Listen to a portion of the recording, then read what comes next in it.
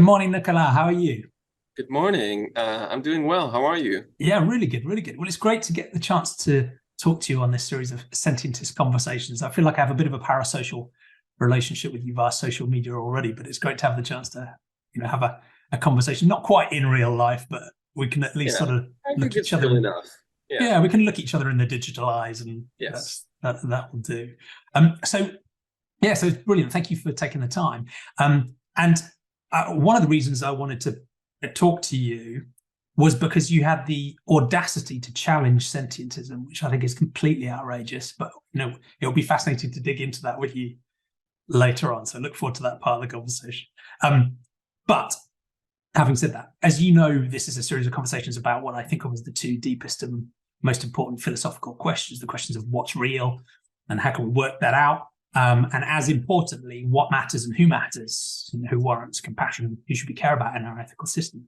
And I have an obvious bias because I'm trying to develop and popularize this very broad pluralistic worldview called sentientism, which, until you destroy it, is, I summarize as a commitment to evidence, reason, and compassion for all sentient beings. So it suggests a naturalistic answer to that what's real question and how should we go about forming our beliefs and credences. And on the ethical scope question, the clue is in the name: every sentient being at least should warrant moral consideration. But as I've said, I have the pleasure and the privilege of talking to a range of people in these conversations, some of whom agree and some who don't. So it would be great to understand your own philosophical journey and how you answer those big questions now. But before we get on to those, how would you best introduce yourself and what you do? So my name is Nicolas Delon. So I teach philosophy and environmental studies at New College of Florida in Sarasota, where I'm an associate professor. I studied in France. That's where I got my PhD in philosophy. I moved to the US, so about 8 years ago now, to do a postdoc at NYU for the Animal Studies Initiative, and then spent another year as a postdoc at the Law School of the University of Chicago, working with Martha Nussbaum, and then I got my job at New College. So my dissertation was on the moral status of animals. And I defended something like I called it a contextual theory, but it was a sort of relational theory of the moral status of animals. Happy to get into that. And I've kept working on many issues relating to moral status, animal ethics, environmental ethics, and a few other things since then. I'm also a vegan. I'm a dad. I'm a runner. Quite a serious runner. Yeah, I guess, it's all relative, but it's my Relative to main me, hobby. it's very serious. It's my main hobby. So I think those are the things that characterize me at the moment. Yeah, that's great. Thank you. Well, yeah, relative to I struggle to do sort of 6K around the local park, so you're definitely a serious runner compared to me. But thank you for the intro. Well, let's start with the first of those big philosophical questions, the sort of what's real question, or the, I guess, epistemological question. And for many of my guests, that's a story about whether they grew up originally in quite a sort of naturalistic, scientifically minded context, or one that was maybe more religious or spiritual or supernatural, and how that side of their thinking about the nature of the universe and how to go about forming and holding beliefs and credences has changed over their life, if it has. So yeah, you can wind the clock back as far as you're comfortable. So I guess you'll be pleased to know that I think I'm a pretty strong naturalist, at least now. So I grew up in a non-religious family. So both of my parents were Protestant, which is in the minority in France and in Belgium, where I partly grew up. So when we had in Belgium religion classes, because public schools have religion classes in Belgium, I was in the very small class with the other 2 or 3 Protestant students then. So the classes were segregated by religion? Yeah, so you had the Catholics, you had the Protestants, and you had the other ones, basically. That's how it was. And so my dad was not very religious. He was an agnostic, I think, and conveyed to me a set of views that I think are compatible but in tension. So I think he was firmly committed to some sort of ethos of Protestantism, including something about self-discipline and a sense of integrity. And he hated the Pope. Like, I've heard so many bad things about the popes over my lifetime. Yeah. So that I took away from him. But he didn't really believe in God, I think. He just believed in some higher order of things that he was not sure about, which made him an agnostic more than an atheist. So I don't think I've, past the age of, I would say 12 or 13, ever really believed in God. So I don't remember having any sort of revelation that, no, the world didn't make sense with a God or any other way around. It just like didn't come to me. So yeah, I've grown up with that, pretty so we never went to church and so on and so forth.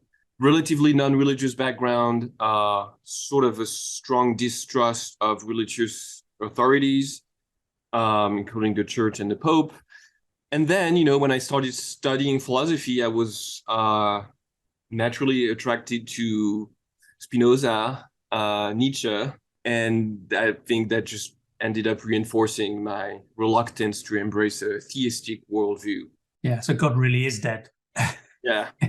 So, and Nietzsche has really stuck with me, I think. So, and then, I was trained. And before that point, sorry, but you talked about sort of 12, 13, and it sounds like you probably had some belief just residually from the classes and from school and from society.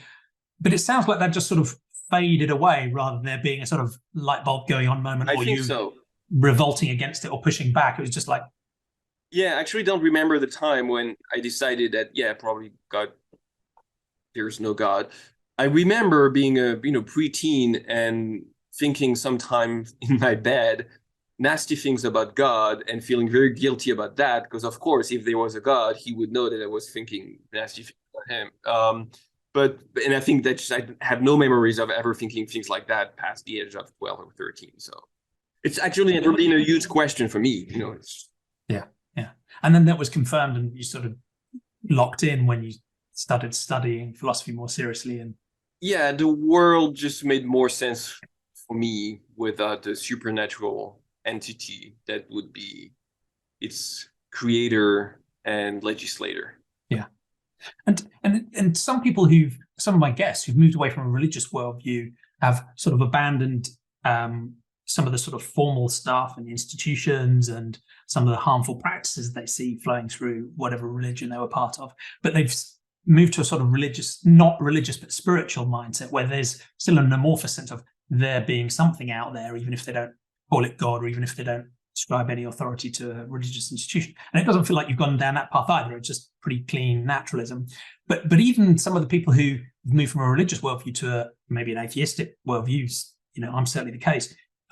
Religion isn't the only domain of potential supernatural stuff. So some of my guests have been quite sort of determined naturalists and atheists, but then something has opened their eyes or they've had some sort of sense of revelation about, or maybe there is something beyond the natural world. So for some people that's come through, meditation. For some people it's come through psychedelics.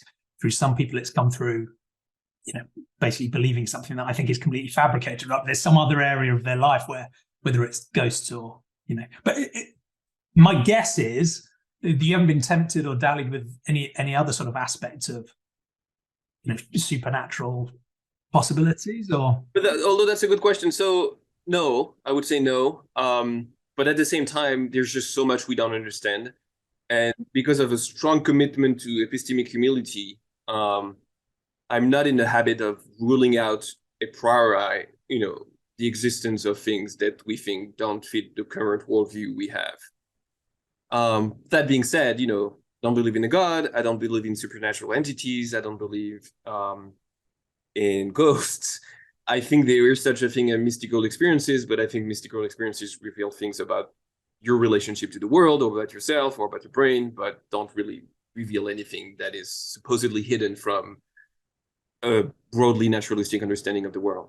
Yeah, that makes sense. And that's one of the things we often talk about in this series, because there is a sense that some people with a naturalistic worldview or a scientific worldview can almost fall into their own sort of mode of dogmatic thinking, where they're so confident they know certain things that they will dismiss a priori anything beyond that. And I think that cuts away at the absolute heart of a decent naturalistic worldview, which, as you said, has to be grounded in humility and doubt, because without those, you won't listen to new evidence and you won't check your own reasoning. And so that there always has to be some little piece of credence that could be a seed for something else to grow. I mean, the naturalistic, framework makes you inquire about the world, and so, puts things into question and like you said, search for evidence, and it's in constant revision.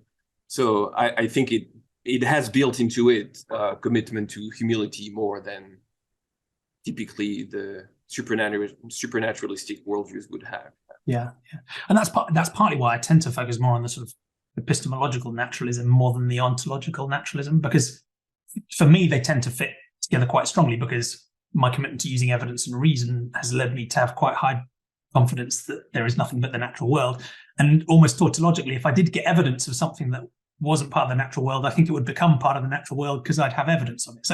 So for me, they're quite tied together, but for other people, they are a little bit more distinct. So they say, look, I'm committed to using evidence and reason, but that leaves me open-minded about the possibility of things beyond the natural world. But again, you can get lost in definitions. But I think as long as we have that commitment to evidence and reason, at least we've got a good grounding for a conversation and a discussion, at least. So thank you.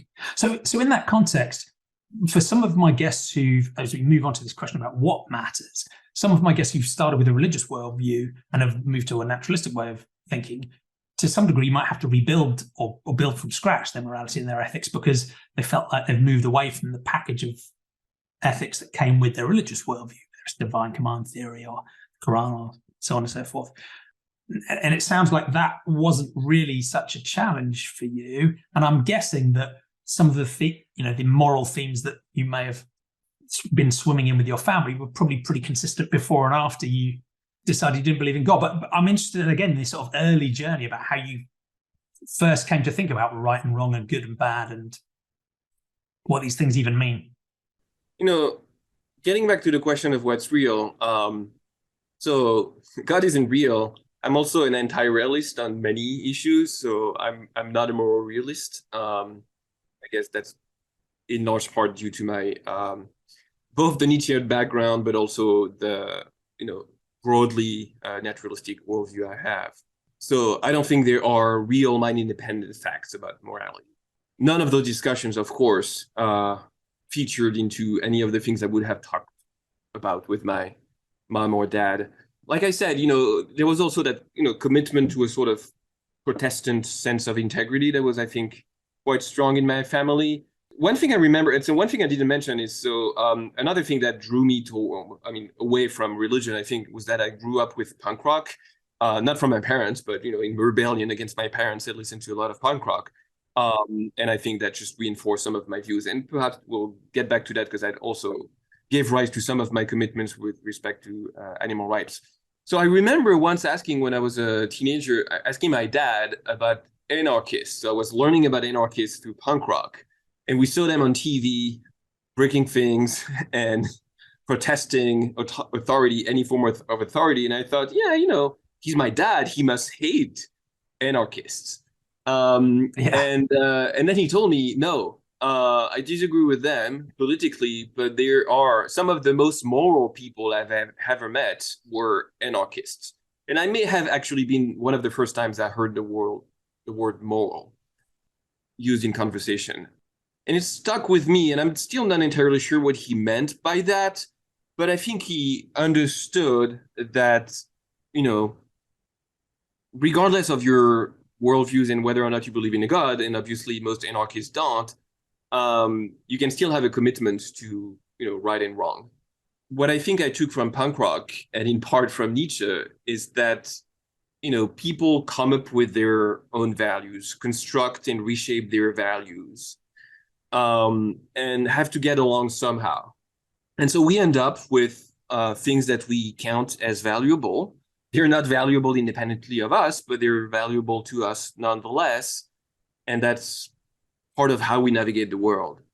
I think there's room for moral talk. I wouldn't be an ethicist otherwise. Doing morality or doing ethics is one of the ways in which we navigate the world and try to get along. But I don't think there's much more in terms of an ontological commitment to right and wrong, or good and bad, or good and evil, the worldview I have. So, like I said, I'm an anti-realist, and if anything is going to be of value, or if anything is going to be right or wrong, it's going to be as a result of some form of constructive / deliberative / expressive process. I don't have a firm meta ethical view, but it's going to be along those lines. Yeah, thank you. Now, and some people who take an anti-realist stance, or which can correlate with moving away from a religious worldview, one path people can go down is essentially a nihilist path, which is the sort of, in a way, universe sense. Nothing really matters, right? We're just physics operating, and then there'll be a heat death, and in that context, there's no morality. You won't find it in the atoms and molecules and quarks. Was that a way of thinking that ever tempted you, or because I think you now reject that by saying, look, we construct something else? Of course, like I said, I listen to punk rock, so hashtag no future. Yeah. Yes, of course, I was tempted by nihilism, and I think that's perhaps the reason why my dad's claim about the anarchists being some of the most moral people he had known. My dad, I think, is in some way was sort of a more or less right of center anarchist or something like that. But what I took away from what he was saying was that those people reject most forms of authorities. They don't believe in a God. They don't believe that anyone has a justification to dominate or govern other people. And yet they have really robust commitments to something like justice. These were people, to him at least, and to me now, who could have been highly tempted by a nihilistic worldview, where by rejecting God and authority, you end up with a form of relativism that then collapses into a form of nihilism in which nothing matters and anything goes. Yeah. And maybe even a sort of might makes right mindset, where I'll do what I can get away with and what I have the power to achieve. Yes, and I think all of us, my dad, myself, and I think in a way most of the punk rockers that I believed in wanted to reject that temptation. Like, things still matter in some sense. And maybe there's a tension there, in that there's a level at which you recognize that you don't have a bedrock foundation for your moral commitments, but at the same time, you have to live, and a life without any sort of commitment to some things that matter, it's just not a life worth living. And I think that's why, partly why nihilism was the big worry for Nietzsche at the end of the 19th century. Nietzsche himself, could have been tempted by nihilism, but really wanted to reject it strongly as possible. And I actually thought that the anarchists at the time were guilty of it. So, a little bit like Nietzsche, I think that some values are worth promoting, but we have to think hard about which values are worth promoting. But those values don't have a bedrock that's going to be independent of what we make of them. Thank you. And another term you mentioned is relativism, because that's another path people can take when, if you don't have an independent moral reality or standard, and you recognize that these are things we construct so that we can, for example, cooperate, that you can go to a relativist place where you can almost have this stance that the morality constructed is somewhat arbitrary, but it just has a functional role in the cooperation of that group, so that there's no way in which you can evaluate or assess or judge the quality or the goodness or badness of that morality, because it is just descriptively, this is how it's come to be, and there's no independent reference. And I mean, that mode of thinking worries me, because we know today and through history that there are very, very many large groups of people who have constructed a moral system that causes egregious and sickening harm to people within the group and to people outside of it.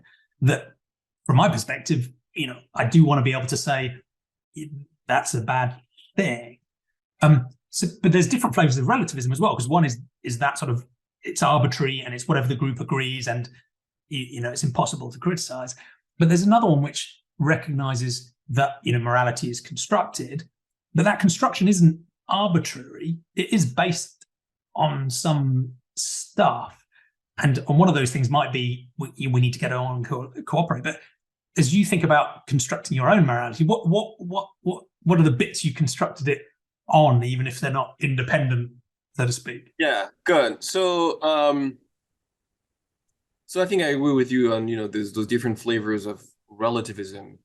I think we have, even without a commitment to moral realism, tools to criticize other communities' moralities. Perhaps that's contingent, and it's based on the fact that we share enough with most other human beings, if not all of them, to make sense of normative assessments of their practices. Now, that also means that if we didn't share enough, or if there were other intelligent beings with whom we don't share enough to make sense of our mutual normative assessments, then, perhaps I would have to bite the bullet and accept some limited form of relativism. But, for the sort of creatures that we are, I don't have much reason to suspect that there is no possible overlap in terms of our normative practices with other human communities. So I'm not highly tempted by relativism. At the same time, I think it gets a bad rap, and there are sophisticated forms of relativism that are much more reasonable and plausible than we make them seem. So nothing like the crude form of relativism that, let's say, first-year philosophy students would come up with, where everything is just a matter of subjective opinion. And students realize, quickly enough, that's just not a sustainable position for them. Quite often when you look at a group that seems to have deeply harmful norms, I think you can quite often criticize it purely on the basis of the effectiveness of their cooperation with that in that group. Because what normally has happened is that a small elite of powerful people within that group are dominating their own group, and they're the ones that define the morality. So that doesn't even fit the sort of relativistic, constructed It's true. Yes. cooperation mode, right? There's a small, powerful elite that have broken that model and are not cooperating even within their own group in an effective way. So that could be one way of challenging it. Yeah, absolutely. I mean, that's one of the ironies of some forms of relativism, is that, most human communities are not relativistic at all. Most human communities think that their morality is the correct one. Yeah. So, that may speak in favor of some form of descriptive relativism, but normatively speaking, very few people actually genuinely believe in moral relativism. Yeah. So how do I construct my morality? So, I'm not a mathematician and I don't have a fleshed out theory. I happen to be fairly attracted to Sharon Street's constructivism, so the Humean, non-Kantian form of constructivism. And one of the attractive things about it, I think, is that it tolerates the possibility that some really different forms of rationality are possible and would probably be inconsistent with the sort of basic value commitments that most of us have. And I want to make room for that possibility, right? But other than that, for most of us, for the sorts of creatures that we are going to be born with some forms of attachments that are going to be really hard to uproot, and those are going to be the building blocks of the things that we think are going to be worth caring about. And I think then you start building morality piecemeal out of that, trying to, adjust the relationship between those different building blocks, striving for a form of, cohesion, or at least minimal consistency between your different commitments. Right? Yeah, and it touches back on the integrity concept you mentioned earlier on as well. Right? And I think we'll get maybe to that question later, but I think that's why when I say, like, we all are born with some kinds of attachments, it doesn't mean anything goes, because I think there are going to be some things we're born with, including our, socially constructed bias against sentient creatures. Those are things are going to be in tension with other commitments we have. Right? So I think you can be a moral anti-realist and at the same time have animal-friendly commitments. I think that's actually the way to go. But let's keep that aside for now. Yeah, thank you. One of the other themes here is a distinction between descriptive and normative ethics. And I quite often have friendly running battles with Oliver Scott Curry, who's an academic you may know of, who works with kindness.org, and I think he's at the Oxford Your Hero Centre. I'm not entirely sure. But his theme seems to be that morality is purely about effective cooperation. And that seems to have quite a lot to do with what you were saying, that ultimately, we exist, we have to get on, we have to construct stuff so that we can cooperate. And I see the relevance of that as a descriptive explanation of how non-human animals cooperate and how we've come to cooperate. but I still want to make this jump to some sort of normative stance, and won't be a surprise to you, right? I do that in some sense by recognizing the impact on the experiences and the lives and the existences of other sentient beings. So I use that as some sort of independent frame of reference. And I get into quite frustrating conversations with him on Twitter sometimes because he says, look, it's all about cooperation. And I'm like, well, descriptively, that might be true, but normatively, what if there is, a human who does not have the power or the privilege or the capability to cooperate with you in any way? Does that mean you withdraw any moral regard from them? They're no longer a moral patient. You could torture and kill them with impunity because they don't have the capacity to cooperate. And he sort of says, yeah, sort of. But then we have a conversation about how that doesn't work in reality as well. And most of our conversation, I think, really is just he's talking about a descriptive ethic and I'm talking about a normative ethic. But there is a sense in which one anti-realist stance might be to deny there is such a thing as a normative ethic. I don't know if you've got any more to add on that, descriptive versus normative. So I think descriptive ethics is incredibly important. And one of my sort of, methodological commitments across my work has been that we have a lot to learn from what people actually do, what they actually think. So study of their behavior, their psychology, and I think that should inform empirically the way we build our moral theories. And I think that fits with my anti-realist commitments. At the same time, we are, profoundly normative creatures. We just can't help but project values onto the world and assess it normatively. So I think you can probably separate the descriptive picture of how moralities can come about and the normative picture of what morality should be about. There's likely to be if you're an anti-realist, a huge overlap between those different things. But I still think it's unrealistic to believe that human beings will not want to make sense of the world in ways that will involve normative judgments. And I think that will include things like finding ways to include rather than exclude beings. So I think, what you mentioned is one of the famous objections to the contractarian and contractualist traditions with respect to non-human animals and cognitively disabled people. If they cannot be parties to the contract negotiation, whether actually or hypothetically, if they cannot contribute to or cooperate to with society, then it seems like they cannot be recipients of the benefits of cooperation. Contractualists and contractarians have found workarounds for that, saying that children, disabled people, animals can gain some kind of second order or indirect moral status in virtue of the attachments that the parties to the contract actually have to them. That's not very satisfactory to me. So I'm not tempted by that normative theory, especially strongly. But I don't think that whatever we learn from descriptive ethics will be an obstacle to the possibility that we can make normative judgments. Yeah, and as you said, right, this idea that if we take a descriptive stance and maybe an anti-realist stance, doesn't mean it's arbitrary and we can make up anything, right? Even a descriptive understanding of the origins of our ethics include normative elements, right? A non-human, even before humans existed, a non-human animal cared about its offspring, depending if there are R or K strategists, and sentient beings generally don't like pain. Like, these are normative things that are built into just the nature of what we are. So there's elements there. But yeah, and those are two questions. What morality is for, from let's say the evolutionary standpoint. Like, what story can you tell about the evolution of morality in terms of adaptation, for instance?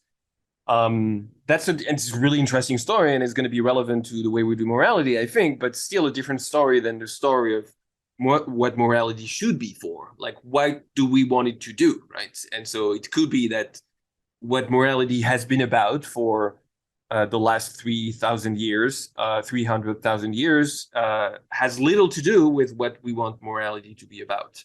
Otherwise, you're just committing the genetic fallacy, just inferring what morality should be about from what it has been about. Yeah, thank you. And you've already hinted at this. So let's move on to this who matters question now, because that's, as you've said already, if people are quite like the idea of constructing an ethic, and it's about cooperation. One obvious answer to the question of who matters is, the beings around me that I'm in networks of interdependence with, and that's what sets my scope. And beyond that, I'm not interested. Right? So that's how my moral patiency works.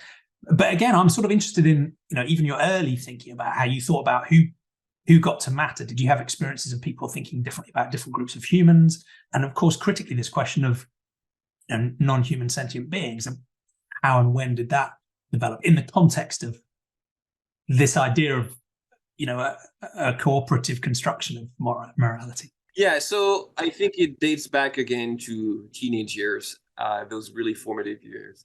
I mean, being a teenager is really interesting because I think it's at the same time one of the worst times of your life. It's not very interesting. You're not really interesting when you're a teenager, but it's extremely formative in a way in terms of how you develop your worldviews and your aesthetic taste and other things.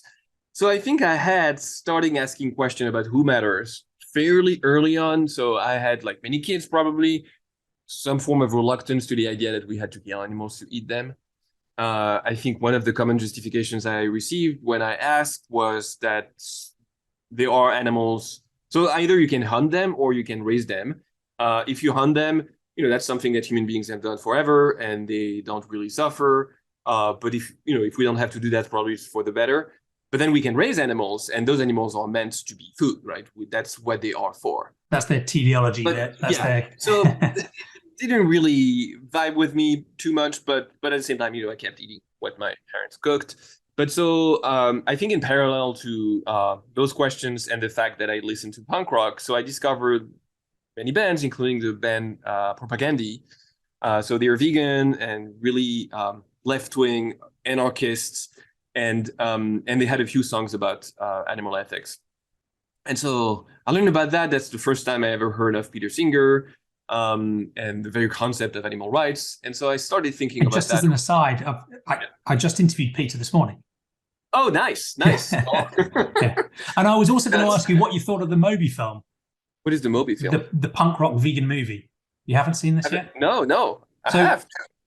So my eyes were open to the role of punk in just everything, really. I had this sort of naive view that punk was don't like everything, destroy everything. It was pretty much nihilistic. So I had no idea that it had this sort of rich veins of thought around non-human animal ethics and anarchism and political economy. And so some of my previous guests, Christoph Dont, you may know him, and also Nick Pendergrast, the sociologist, both sort of in these conversations, Crystal Heath as well, opened my eyes to this. Like, no, punk was how I started to understand some of these ideas. But Moby, he's obviously known for his electronic music and is a vocal vegan. But he was involved in the punk scene. So he's basically made a free movie on YouTube for a couple of hours that goes into the history of punk and how it relates to anarchism, but also veganism and animal ethics. I'll have to check it out. I thought it was absolutely awesome. I mean, I listened to a bit of the Dead Kennedys around that time, but I basically sort of missed punk generally. So I thought it was absolutely brilliant. One of the criticisms I've heard, interesting, is they don't seem to mention Propagandhi much. There's quite a few other bands in there, but yeah, have a look. Yeah. So yeah, I think that was around the age of 16, probably. And so here's the origin story. I think before my 16th birthday, I asked my parents if they would allow me to become vegetarian.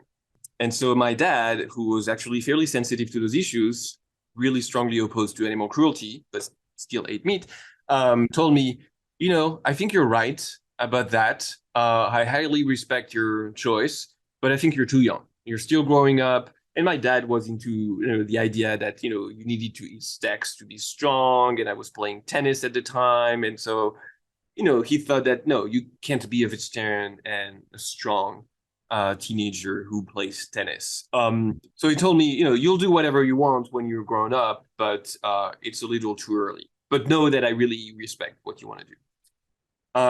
So that was no. And then the tragic turn of events was that, so 9 months or 10 months later, my dad died. So before I turned 17, he was fairly old. And so before my 17th birthday, I asked my mom, who was then alone at home with us, the same question: can I be a vegetarian now? That is no longer with us. And she didn't have as strong objections to it as my dad had, and I was 1 year older, and I had basically stopped playing tennis at the time, or was like fading away.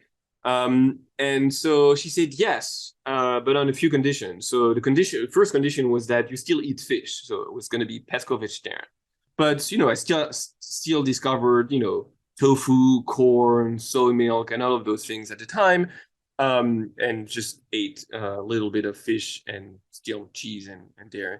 So that's how I became semi-vegetarian or pesco-vegetarian. Lasted about 5 or 6 years. I had basically in the interim stopped really thinking too much about those things. And so when I was 20 or 21, I started. So I was already studying philosophy, but had lost the sort of intellectual interest in the question for some reason. Also, my vision had started deteriorating a little bit. I lost a little bit of hair. I was getting a little skinnier, and I blamed it all on the lack of meat.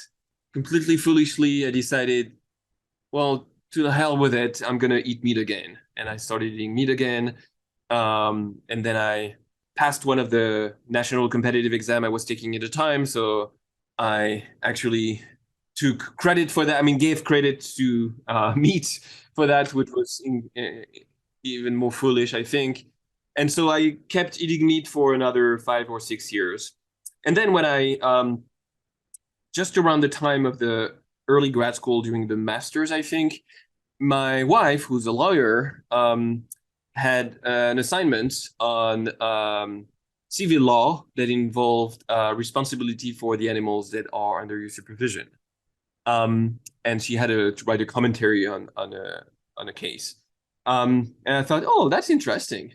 And then I remembered that I actually cared about those issues and started seeing a few books about animal minds, animal law, and a new translation, I think, of Peter Singer at the time popping up. And so I thought, you know what, probably there's something interesting to do there. And so I thought I'm going to write my master thesis on animal ethics. And so I wrote it on Nussbaum's theory of capabilities as applied to animals, started reading about that, and then decided that that was going to be what my PhD would be about. I became vegetarian again. And then after a couple of years, became fully vegan. So that's the story of the diet. And I think the views about who matters and why evolved more or less in parallel. And I think it all boils down to, commitments I had when I was a teenager that just like resurfaced around the time I became intellectually interested in the issue. Yeah. And what do you think those concerns were grounded in? Because the classic things would be, a sense of empathy or sympathy for the suffering of others, a concern for suffering. Clearly that's the Singer story, and I guess to some degree mine as well, is about sentience and recognizing the salience of that. You talk about Martha Nussbaum and her capabilities approach, which still sets a sentiocentric boundary, but then differentiates based on capabilities. There could be things around. I mean, and we'll start to get into your current thinking as well. But in those early days, what was the basis for, I guess, going vegetarian and vegan in the first place? I think sympathy for suffering was the main issue. Perhaps in the back of my mind, I had something that I'm trying to verbalize now, which is that we're interfering with animals in ways that just frustrate their choices and autonomy in ways that I thought, as someone who was attracted to anarchism and punk rock at the time, immoral. So I think perhaps it was also in the back of my mind, not just the suffering, but the strong interference with the way they want to live their lives. There's a sense of there's a sense in which almost regardless of their suffering, we're oppressing them, we're constraining them, we're forcing them into a hierarchy, we're being authoritarian. Yes, we're constraining them, their freedom. So that was a theme as well. Yeah. Yes, but I think those two things were co-present and both explain my attitudes. But I think up until very recently, I was very strongly committed that probably the only thing that really mattered was sentience. Then there's another story to be told about exactly what obligations we have and how that depends on context and relationships and so on and so forth. I have my own views about that. But the core of why we should care about animals at all had to do with their capacity for suffering. Yeah, thank you.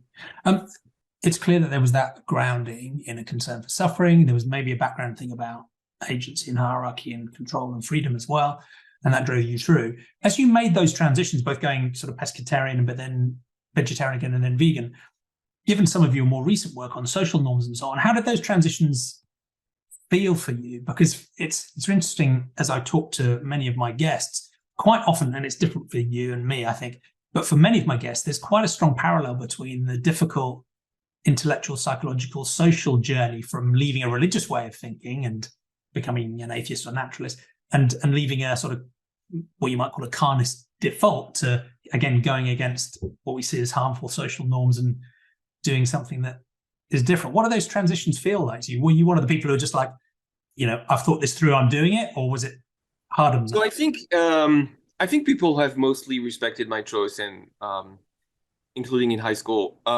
I think I was helped by the fact that the transition was fairly gradual. Like, when you turn pescatarian, you don't stick out that much. Even though, it was Belgium and then France, and I still usually had a different meal than most of my classmates. But then, I never felt, because I know people have complained about that, but I've never felt like an oppressed minority or stigmatized, really. I've been mocked. I've had really annoying conversations with people at parties. I get the usual nagging questions about, the crying carrots and zucchini, and, what if you could raise that really happy cow? And I get all of those questions that everybody gets. Okay. That's really annoying, but I don't think that doesn't make me an oppressed minority. But so the transition has been okay, I would say. So in France, it has not been particularly easy. So that was in the early 2000 and then early 2010. France has gotten a lot better in terms of the vegan scene. That was not really the case at the time. So the options we would have in terms of restaurants, but also in grocery stores, were severely limited. So that was not very fun, and made it a little bit challenging. But at the same time, it fostered my creativity. So that's when I started cooking. And so I had a lot of fun actually cooking and making meals for people and inviting them over and showing them that it could be really good vegan food. And so people were really supportive of that. I have heard of people who thought that my posts on Facebook or my work had influenced them in some way. I don't give too much credit to myself for that, because usually people who do that are already on the fence and they would have changed regardless. But so I think I've had mostly support, but I've still felt, the pressure of social norms for sure.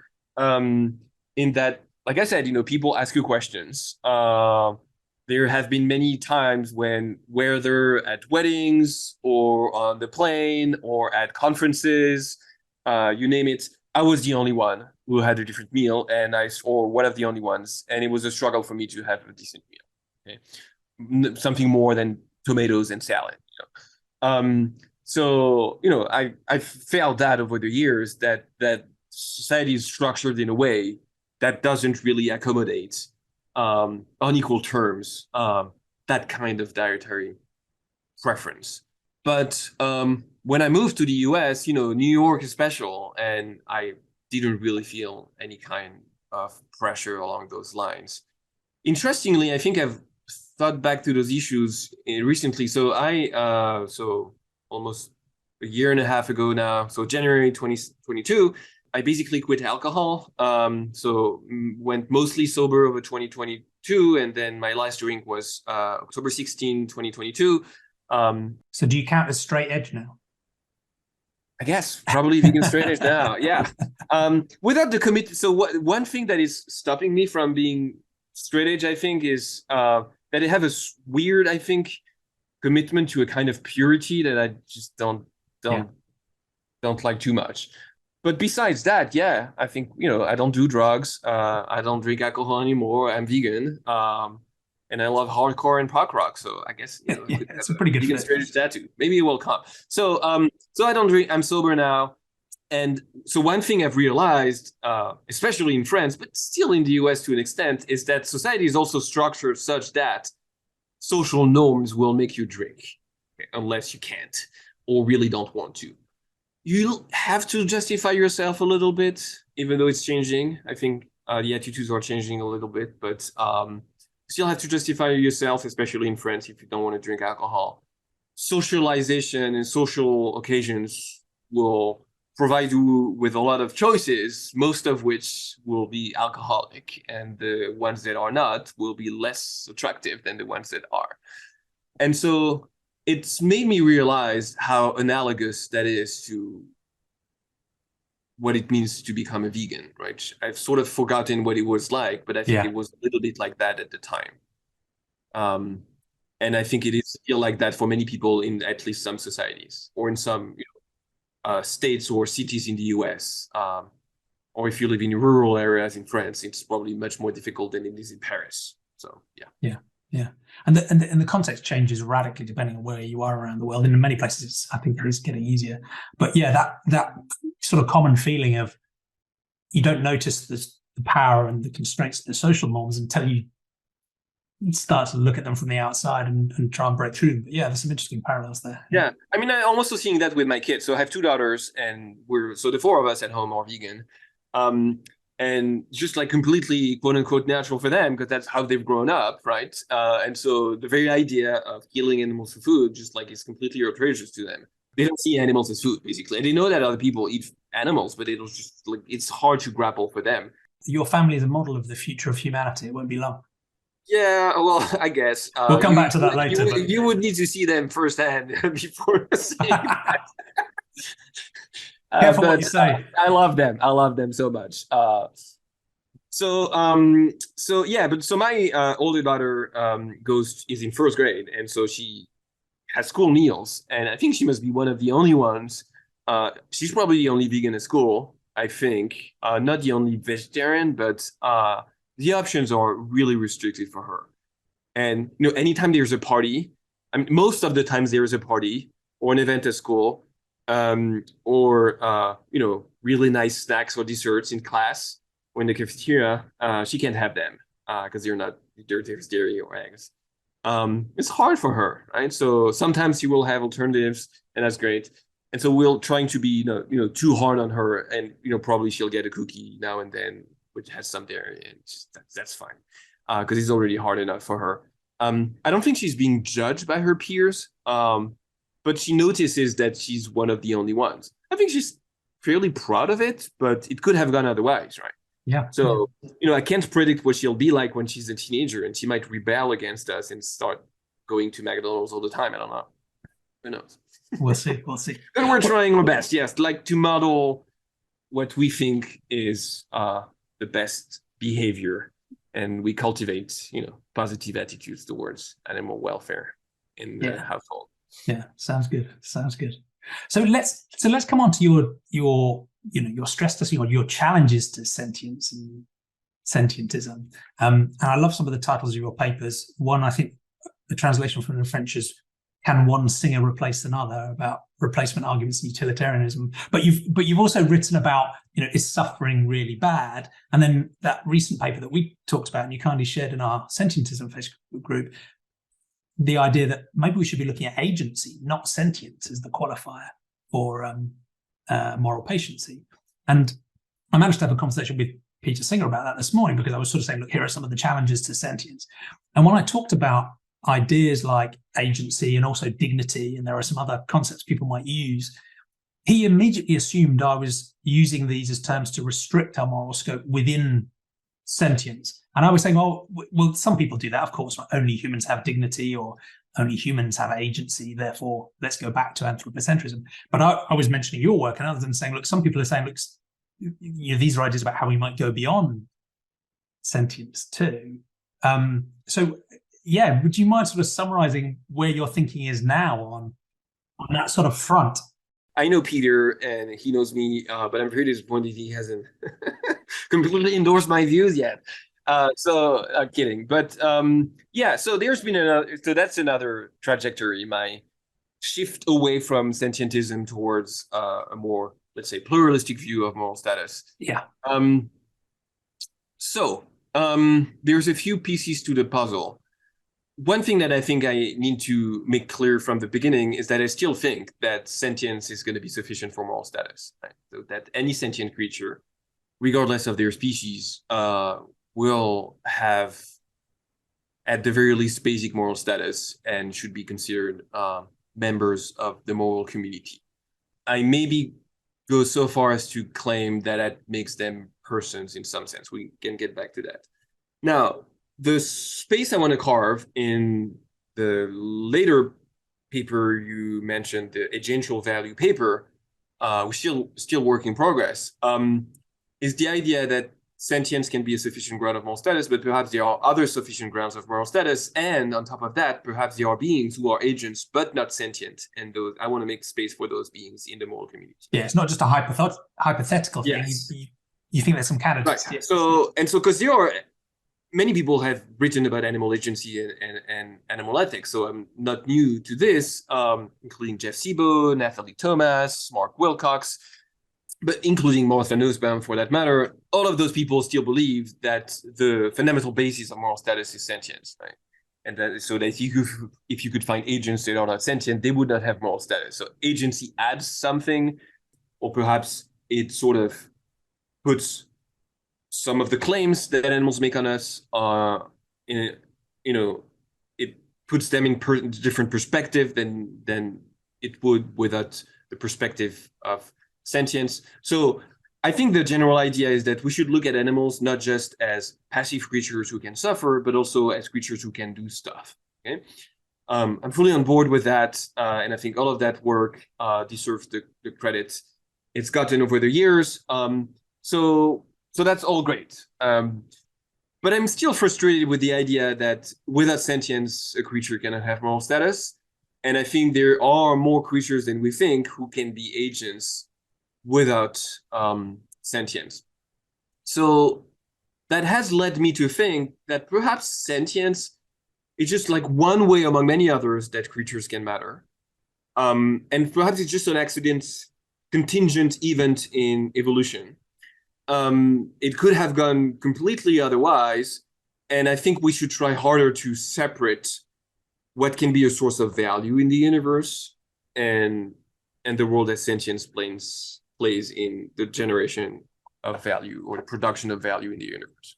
And you may be about to come on to this, but it's interesting to understand what it is you mean by agency, because it seems like there's quite a narrow view of agency, which is more about moral agency, which is like beings that we could hold morally responsible, which might be very narrow.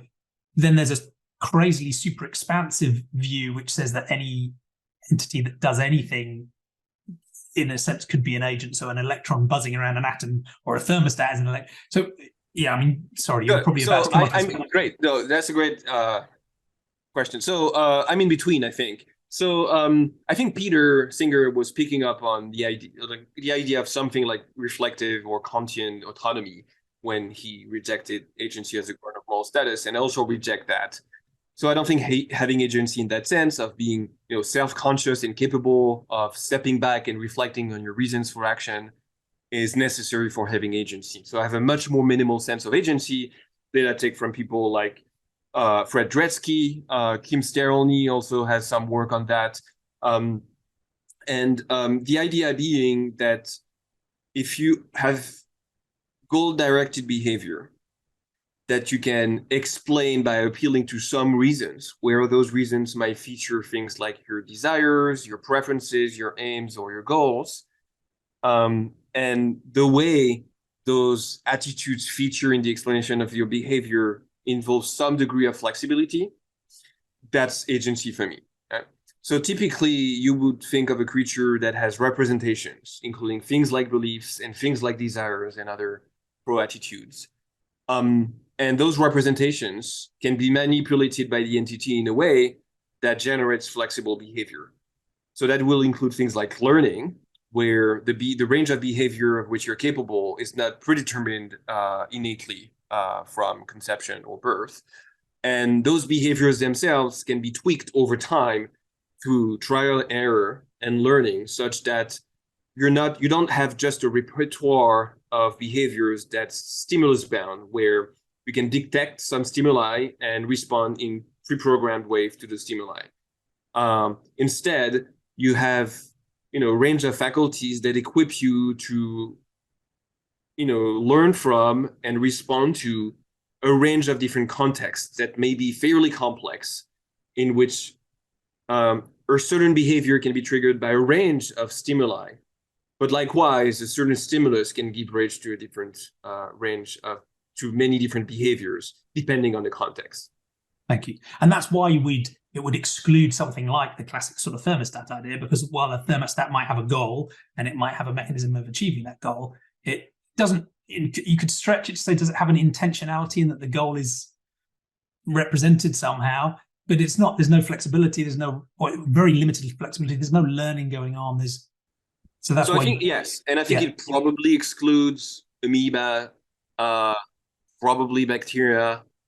And it's interesting because it links to another field, which I guess is working the other way around, which is trying to understand where did sentience come from, and therefore what are some of the markers for it. And that links to, I guess, the Ginsberg and Jablonka stuff around unlimited associative learning, and are there markers there for sentience?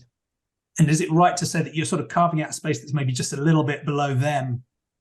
Exactly. That maybe isn't unlimited associative learning, but it's still some degree of complexity in learning. That.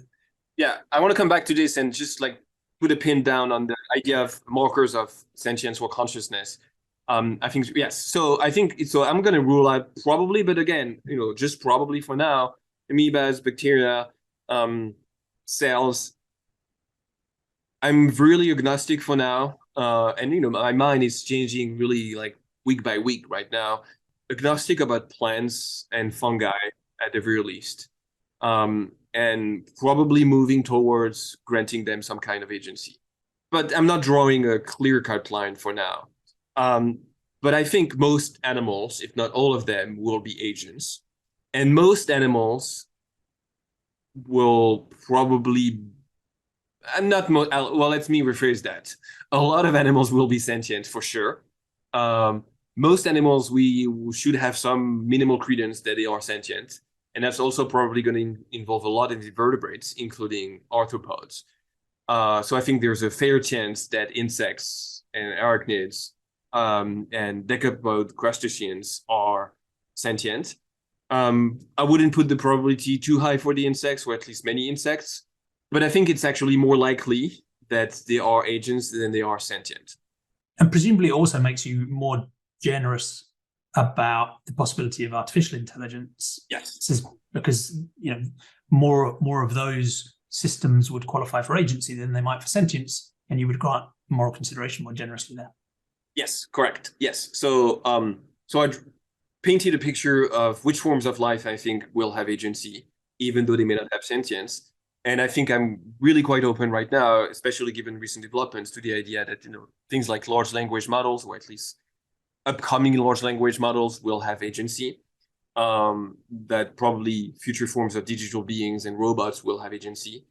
And I'm open to the idea that they may have agency before they have and without having sentience. And if and when that's the case, my view is that they will have some kind of moral status. So that's a sort of new moral community I'm building, And as I understand it, that would also lead you, because we're going to the very small and the simpler and working out where the boundary might be. But you also have some quite interesting views on the implications for composite entities and groups too, to the degree that a corporation or an NGO or correct a termite colony itself might have agency. It's not really thought out for now, but I think that the way I've developed the view, I don't want to rule out the idea that corporations and other collective systems that are properly unified and have cohesive behavior over time are agents. And to the extent that their agency gives rise to some forms of interests, then they have moral status. And I mean, and many people will, be rolling their eyes at this, But if you look at the law, right, they already have stronger moral status than many sentient beings. So it's not that alien. It's not that alien a concept. Really. No, it's not. It's corporate not. interests and yeah. And yes, it's not. And in maybe that the sort of moral status they'll have will actually give a lot of room to and give much more weight to their moral responsibility than their moral rights. And if that's the case, perhaps that's a conclusion that people should welcome. It will all boil down to, whether or not the view ends up being, completely out of line, will boil down to what we think are the interests of the different beings I talk about. So, because moral status and agency, I tie them together through the concept of a welfare subject. So what ultimately matters to me is whether we can find welfare subjects. And so the core claim is the idea that having agency generates prudential value, and so a capacity for welfare, capacity to have things that will be good or bad for you. But that may mean that really different forms of life will have really different kinds of interests. And so it may turn out that the interests of corporations are nothing like the interests of bees or cats or pigs or human beings. And therefore, saying that they are members of the moral community and have moral status doesn't mean at all that they'll have similar claims. So I think that's one way to sort of tone down the highly implausible implications on the view on paper, at least. But yeah, I'm not close to the idea that groups will have moral status to the extent that they have agency and welfare, or the kind of agency that grounds welfare. Yeah, thank you. And it's interesting because there's one possible motivation for that approach might come from a worry about maybe the fuzziness of sentience or our ability to infer it. So one approach would be say, look, that's difficult to infer. Can we find some more sharp-edged means of assessing it? But you're not suggesting that. You're not suggesting this is a different way of attributing sentience. It is actually an independent source of value in its own right. Correct. Yeah, and that idea of there being some prudential value there, I find that fascinating because in a way, I have, as you can imagine, I have this sort of strange way my brain works, which draws everything back to sentience, and I find it difficult for anything to escape. It almost feels to me as if, ultimately the root of all value is the moment by moment quality of experiences of sentient beings and their ongoing existence. But let's put that to one side. But if I can try and frame it this way, you're suggesting that if maybe a simple animal is an agent but not sentient, the fact that they have goals and a flexible learning environment and choices they can take, and there are outcomes that are good or bad for them, even though that entity doesn't have a valenced experience of that value, but the value is there nonetheless. Is that right? Yeah. Great. So let's take things one at a time. So getting back to what you said about the markers earlier, remember the pin. So I think agency is a good marker of sentience, but a defeasible one. So, and I think, work done by Peter Godfrey-Smith, and as you mentioned, Ginsburg and Jablonka. And Walter Wiet's done some really interesting stuff as well. I had him as a previous guest on. So trace down the evolution of sentience or consciousness to forms of learning. So Godfrey-Smith talks about the action-perception nexus. So when beings started being capable of perceiving the world, at the same time they became capable of acting upon the world. And that's where subjectivity comes from. Yeah, that's why it proved adaptive. Yes, exactly. Jablonka and Ginsburg have a similar but different story where, as you said, there's a capacity for unlimited association learning that arises around the Cambrian explosion. And with that arises some kind of basic consciousness. So I think those two stories are fairly plausible, but I think they also support the idea that perhaps just before sentience, in the sense of affective consciousness, arose, there was a time when perhaps most animals were already actors or agents of a sort, and things mattered to them, at least to a degree, before they had anything like sentience. And if that's plausible, it may be that there's still a branching of evolution where or by way of convergent evolution, it's possible that some beings have also developed a kind of agency that comes without sentience. But that does not invalidate the idea that agency could be a good marker combined with other things for sentience, right? So if you combine observation of really agential behavior with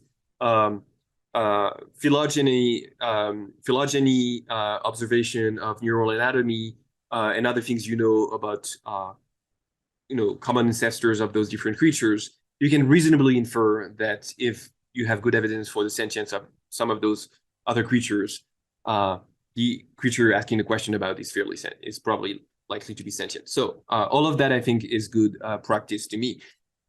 But I want to cover space for at least a set of agents for which agency is not a conclusive marker of sentience.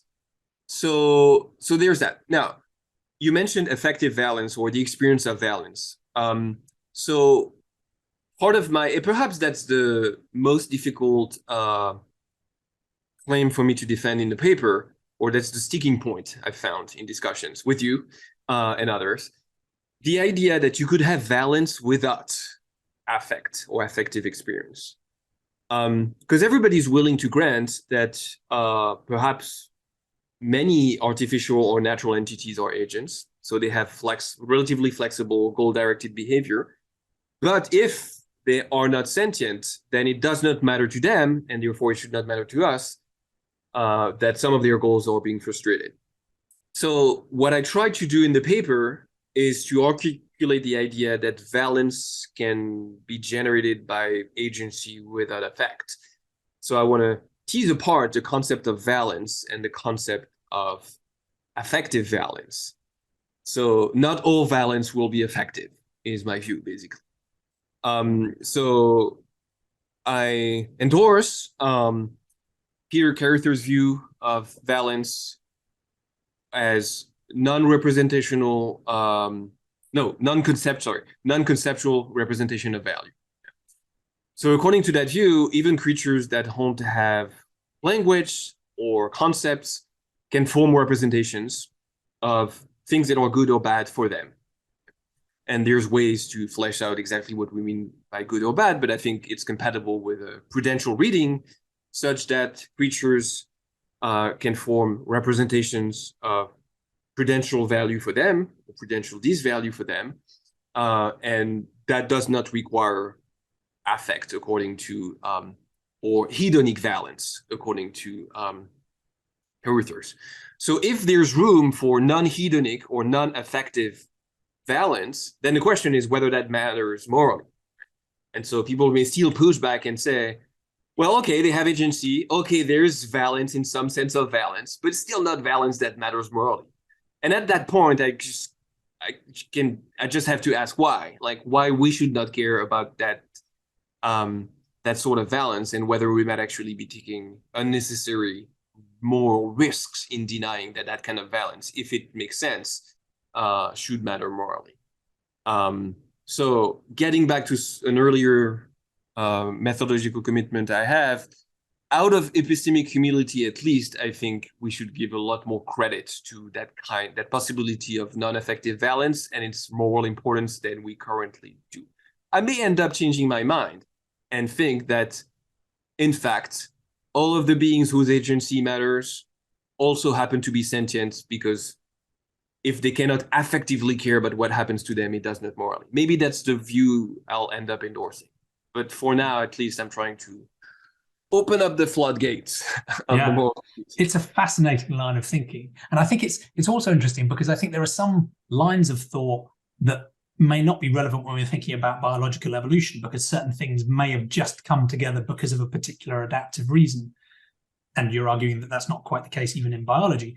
But regardless, when we're thinking about artificial concepts, which don't have an evolutionary context, those things that we might have assumed are always bound tightly together may not be in an artificial context as well. We don't have that evolutionary context. So it's, in the very least, it's a fascinating challenge to our thinking in the artificial space, but I think it's a fascinating challenge in the biological space too. Yeah, actually, and I think that's a really good point in that, I think Christian Andrews and Jonathan Birch had a recent piece in Eon, I think, where they explained that if we will learn about AI sentience, we're going to have to learn from the way people who study animal cognition have approached the problem. And about both the similarities and the differences in the way we approach sentience in both animal life and artificial life. I think that's great. So there's, the investigation of sentience in animal minds can teach us a lot about how we should investigate sentience in AI. But I think it could go the other way, that the way we're studying AI right now can teach us a little bit about the way we approach other animals, and that perhaps we'll learn from AI that there are forms of life that are possible where what seems to us evolution has done to most creatures is not what it has done to all creatures. And if there's room in AI for agents without sentience, perhaps we should look for those analogous forms of life in nature. So I think it will go both ways. Now, I'm no expert on AI. I'm reading up on it, and I'm following the debates relatively closely. But so I don't have a really firm view, but I think it would be premature to conclude that AI will necessarily become sentient before they become agents. And at the same time, it should worry us that they could become sentient, that they could become agents before becoming sentient. Like, I'm not sure you really want to develop a artificial general intelligence with intrinsic motivation that has no capacity for sympathy for suffering. Seems like a worst case scenario, and it might be that we're on track to do that. So yeah, I think those things are orthogonal to me, right? The worry about AI sentience is about them as moral patients. Could we be harming them? Could there be racks of servers, with entities suffering, and we've created the next version of factory farming without even knowing it.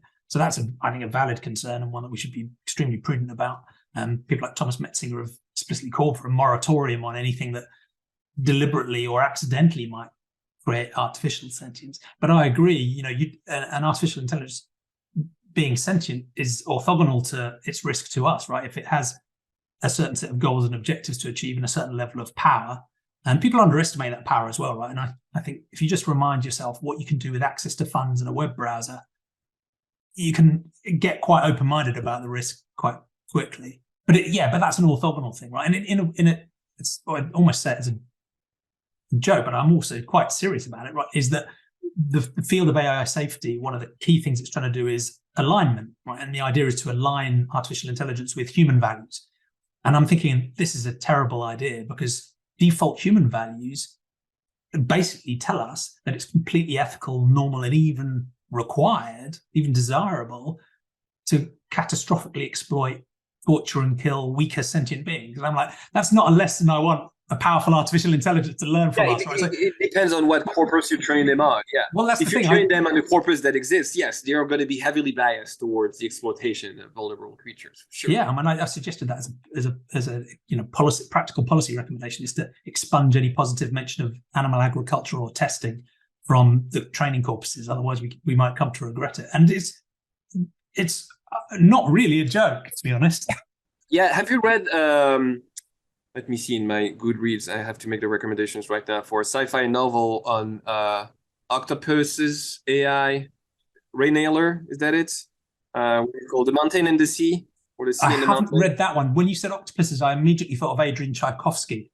The Mountain in the Sea by Ray Naylor. Okay. It's pretty good. And so it's about, really intelligent forms of octopods, and in parallel, how AI has taken over a lot of the world, but including the extraction of natural resources, including aquatic life. So you have those huge ships run by really, really strong AI, whose main goal is to maximize the extraction of value out of fish stocks, and exploits human beings, basically slaves, in the process. So it's really pretty scary. But that's what you would expect an AI to do if it had been trained on, what most of human history has been like. Yeah, follow our lead. Yeah, yes. I'll add it to my list. And a recommendation for you is Adrian Tchaikovsky's Children of Time series. He was actually a previous guest. I was lucky enough to I've heard many times about that, so it's on my reading list too. Yeah, sounds good. Well, let's move on to this final question. But before we go, with this pluralistic sentientism worldview, I'm much more worried about people excluding sentient beings than I am about including agents that aren't sentient. So I'm going to still claim you as a sentientist, I think, in that broad sense. I don't mind people going beyond as long as you're not carving out any dissentients. I think there's at least two senses of sentientism, and I think I'm probably, sentientist by your book. The version of sentientism that I reject in the paper is, strictly speaking, the idea that sentience is a necessary and sufficient source. And the only thing, yeah. That's great. Thank you. Well, let's come on to this final and even it's just as crazily broad question about how to make a better future. Let's be on my pay grade. I'm not sure. I think you've got some answers here. So my naive idea behind this sentientism project is that if all human-caused problems are basically a failure of exclusionary ethics and compassion, or a failure of epistemology, we've just got something wrong. So if we can convince everybody to commit to using evidence and reason and having compassion for all sentient beings, and maybe agents too, we'll solve all of the world's problems. So that's the idea. But philosophy isn't the only part of the problem, right? The real problem, the dark heart of the problem, is often human psychology, social norms, political will, blah, blah, blah, all of that sort of stuff too. So I'm interested in however you want to answer this question about how you think about making a better future. One answer might be, I'm just going to sit in my ivory tower as a philosopher and write papers.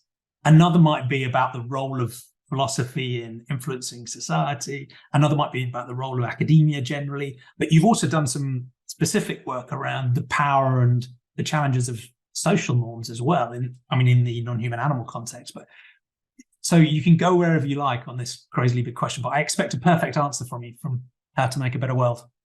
Perhaps out of a sense of humility again, I'm not highly confident that philosophy will change the world or can. I don't think that the obstacles to most of the world's pressing problems are that people have the wrong philosophical views. And so that's why I've been attracted to that question of social norms, especially when it comes to farm animal welfare. Yeah. So I don't think that, farm animal protection or factory farming in particular is an intractable problem. I think it's more tractable than many other issues surrounding animal welfare. But I think approaching it in terms of what attitudes people have is not the right way to go, right? So if we keep making it about cultivating just the right attitudes to animals, I think the problem will remain intractable, in large part because the right attitudes will only lead to right behavior if they are supported by, social scaffolding that consists mainly in norms and laws and other policies that influence people's behavior much more than their attitudes do. So that's, made me interested in social norms when I was at the law school at the University of Chicago. And I realized that there was a lot to do there on the topic of how social norms shape our attitudes and our behavior towards animals in, let's say, negative ways. Right? So how we can drag social change and prevent social change. So even people who have the best intentions with respect to in surveys and polls, or even in their consumption, the best intentions with respect to animal welfare or animal rights are pretty unlikely to make a dent into the number of animals that are killed every year. So I've also become convinced that individually, most of us are inefficacious or impotent with respect to animal suffering, which has also led me to downgrade the level of responsibility that we have as individual consumers. And so I thought we have to think other ways to address the problem of animal suffering, which is one of the world's most important problems. Right? It's a moral catastrophe. It's something that I hope our children and grandchildren will look back on with horror. And so because it's so big, I think we need to find proper tools to address it. And so I think the background is that, eating meat and animal products is normalized. It's just a status quo. It's deeply entrenched in human psychology, in the law, in school meals, in education, more broadly speaking. And so the proper way to look at it, I think, is to look in terms to look at it in terms of what's normal, and eating meat is normal. So if it's normal, you should expect most people to eat meat and animal products. But social norms are great because you can also change them. Not easy, but you can change social norms, and so you can use them to leverage social change. So social norms can act as a drag on social change, but it can also be leveraged for social change. So I've written a bit about that, and I've worked with Zoe Griffith and Courtney Dillard at Mercy for Animals, the great animal organization, on a short position paper when we basically make it an argument, looking at the evidence for using social norms in animal advocacy. And we had a webinar recently talking about that. So that's a little more practical work I've done, with animal advocates, geared towards animal advocates, to trying to change the world at the margins. Fortunately, I think there's something in the air, and that more and more people are recognizing that social norms are important. So in my way, I've contributed to that. And I think that if we manage to shift the focus towards that kind of institutional, collective, policy-based behavior, we're going to have more effect on animal suffering or its reduction than if we just keep focusing on what people think about the moral status of animals and what they eat, individually speaking. Which, matters for all sorts of reasons. I think it still matters to me that I am a vegan, and I think it contributes to making my life meaningful. But I'm under no illusion that as a vegan individual, I have much effect on animal suffering or its reduction. Yeah, at least through the consumption choice itself. But as you're hinting at, you can influence others. You can your personal choices can have an influence on social change itself. And I guess there's a degree to which every little helps. There's a degree, but you just interviewed Peter Singer. I think Peter Singer has a lot more influence than I have. So maybe I have some influence, but I think that what Peter Singer does and eats and says carries a lot of weight. What I do carries some weight, but a little less. So, like I said, I teach animal ethics, and people have told me that sometimes they have changed their views based on what they learn in class. So, teach hot animal ethics, food animals and the environment, animal minds and ethics. So various classes in which environmental ethics, various classes in which we discuss in depth the moral status of animals. We talk about animal farming and other issues. And, I've had students tell me during class or semester after class or sometimes years after class, what, that class was the huge trigger for me. I went vegetarian, or they were vegetarian and they went vegan. And sometimes they talked about the class with their parents, and their parents also tried it out. So it's great to hear, right? It's really rewarding as a teacher. But I think that most of those changes are overdetermined, that they would have happened without me. So I don't like to take too much credit for that. I think you can take some credit. I think the ripples spread out far and wide.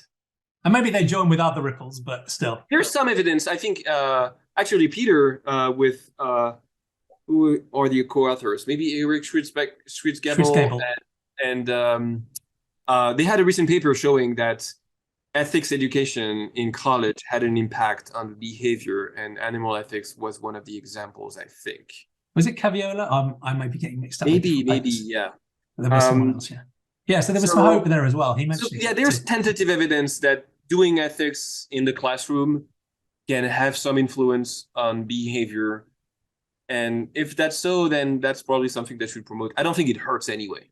One of the things I really enjoyed I haven't read the full report, but from the summary you did on your Substack was, I like the positive spin about social norms. So one of the recommendations was that, as vegans and animal advocates, we should stop whining about being a tiny minority and actually start talking about the fact that we're actually the vanguard of a rapidly emerging new social norm, and that just positive tone. And so these are called dynamic norms. Like, so you point towards the fact that there's a trend going on, and there's more people more people than you think who are on board with you, right? So instead of inculcating a sense of despair, from what I said earlier, that we're inefficacious and it doesn't matter what you do individually, you could get a sense of despair and say, well, if it doesn't matter, like, why should I bother? But I think no, in fact, like, you should signal that that's what you're committed to, because there's a chance that other people might be similarly committed, and together you might start building up a trend, and ultimately you will actually start having an effect. So it may be true that right now you have no effect, but that doesn't mean that you will never have an effect. And I think social norms are sort of the mediating factor here. Yeah, and even to put it selfishly, I think psychologically that's just a better state for your mind to be in. Right? Of and course. One of my previous guests, Ava Hammer, who's done some really interesting work as part of Pax Fauna, it was a similar sort of theme. It was like, look, basically, this is where the future is going. This is just reality. We're already part of it. Do you want to get on board? Yes. So yes, I think that we can, signal what we are committed to, and signaling mechanisms go a long way. So I think the signal in the market is still fairly weak and probably too weak, but there are many factors that are going to be combined, right? And so if people have leverage in the classroom, that's great. Even though I don't want to, convey the impression that I'm indoctrinating students. It's just like, presenting them with the evidence and best arguments. As long as you're indoctrinating them with the right answer, I think it's absolutely fine. Yeah, but even that I don't like to do. No, you want them to think things through themselves. Yes, right? They think for themselves, and some of them actually reinforce their prior views. And actually, some of the most interesting discussions I've had were with students who were not disposed towards veganism, and I don't think I've tried to convince them to become vegan. So no, the discussions are actually fairly open-ended. And the best students are not necessarily the ones who agree with me. But so yes, if you can, have some form of influence in terms of cultivating a more open mind and more critical thinking and evidence and reason in the classroom, just do it. If you think you have influence on policy, then that's probably where you should focus most of your efforts. If you have influence within EA organizations, effective altruism organizations, then perhaps there's work for you to do there. There's many ways you can contribute to, I think, gradually changing the social norms. Have kids and bring them up vegan. Like, have many kids and have them all be vegan. It's the new social default. Yeah. I mean, that's been one issue for the environmentalist movement, in that many environmentalists are actually committed to not having children, which is just going to lead to the self-destruction of the environmentalist movement over time. Yeah, there's this ongoing battle between procreation and parental indoctrination versus persuading people who aren't your children. But given everything we know, I mean, there's two things we know about education. One is parents overestimate the influence they have over their children in terms of the choices they make for their children. At the same time, children are overwhelmingly likely to inherit the values of their parents. Given that that, just like giving your children the right values by just having a household that's focused on certain values is your best bet to convey some values to your children. I think it's wrong to shame people who don't want to have children. It's wrong to penalize people who don't want to have children. It's wrong to normalize the household as being, a household with two parents and many children. There's many ways to live, okay? Many ways to be happy, many ways to flourish. That's all great. But if you're favorably disposed towards having children and you think your values are worth promoting, then just go for it. I don't think, climate change, for instance, should be an obstacle to you having children, because what you want to have are children who are committed to fighting climate change and adapting to climate change in the right ways with the right diet. So yeah, and I've had some fascinating conversations about the potential overpopulation challenge on this series, and my simple read of it is that the problem isn't the fact we have 8 billion humans slowing in growth to probably peak at 10 billion. The problem is the 100 billion land animals and the couple of trillion farm aquatic animals and the scale of the impact we're having. I think if we can fix some of those problems, which we need to anyway, we've got plenty of space on this planet. Humans only take up less than 1% of the Earth's habitable The population surface. explosion scare of the 60s has never materialized, first of all. And I think part of the misunderstanding was that, like you say, I think it has to do with consumption mostly. So the major impact of population on natural resources is through consumption. And what matters is what people eat, okay, and what they consume, whether that's animals or other natural resources. So first of all, it seems like we're going to peak around 10 billion, like you said, and that there's little chance that we'll go over that. And if consumption patterns are what matter, that's where we should focus our efforts, not on how many kids people end up having, but what their kids end up consuming. Basically. Yeah, makes sense. But is there anything else you wanted to say about how to make a better future? I mean, one of the things that was interesting to me, you're in Florida at the moment, and I don't know if there was anything you wanted to say about the role of academia and how those things are playing out, or whether you prefer to leave that for a different sort of conversation, because I can only imagine what you're dealing with. It's fairly depressing right now. So I think, higher ed in Florida is on a bad track if most of the legislation that's being currently proposed ends up passing. So it's going to be bad in terms of academic freedom, protection of tenure, quality of education, and free speech more generally. So I'm pretty pessimistic about the state of higher ed in Florida. I don't know exactly how that is going to impact my teaching of animal ethics, but I may be more cautious, I don't want to rub people the wrong way, because many people in the administration are going to look into what I teach with more scrutiny than they used to, and are going to have more tools to curb what I teach and how I teach than they used to. And I think that's worrisome. It's a strange setup, particularly given the constituencies that are driving those changes claim they have free speech as, one of their highest standards. So there's no need to get into that, but there's a deep, painful irony there. Yeah. I don't want to end on a depressing note. No. We had some really nice, hopeful notes. We could have finished that. Sorry.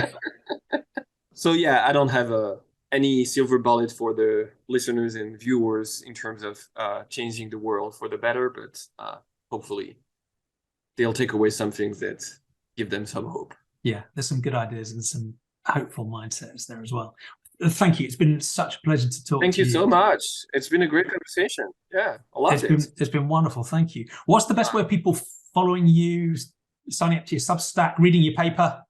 Good. So my website is nicolasdelon.com. You can find me on Twitter at your own risk at Nico Delon, and ICODELON. And with those two links, you'll find most of what you want to know from me. Whether that's social media, my work, my Substack, all of that is linked over there. Brilliant. Well, I'll include links in the show notes so people can click through. And I will also send you a link to the Moby film. I would love to know what you think of that. Yes, please do. And as we were talking about, how change is happening in France, there's a brilliant podcast called Comme un poisson dans l'eau. Yes. Yes. Yeah. If you haven't already listened to it, that's a brilliant listen. My French is not quite good enough to fully keep up. I'm trying to, but things are changing fast even in France. Yeah. It's a great podcast. No, there's a lot of super exciting work going on in France. It's changed. So I left, 8 years ago, and it's changed so much since then. It's almost unrecognizable. So kudos to my French compatriots. Yeah, absolutely. Well, thank you again. It's been such a pleasure having you as a guest on Sentientist Conversations, even as you try and destroy sentientism. Thank you so much, Jamie. Yeah. Good talking to you. Thank you. Take care. See you.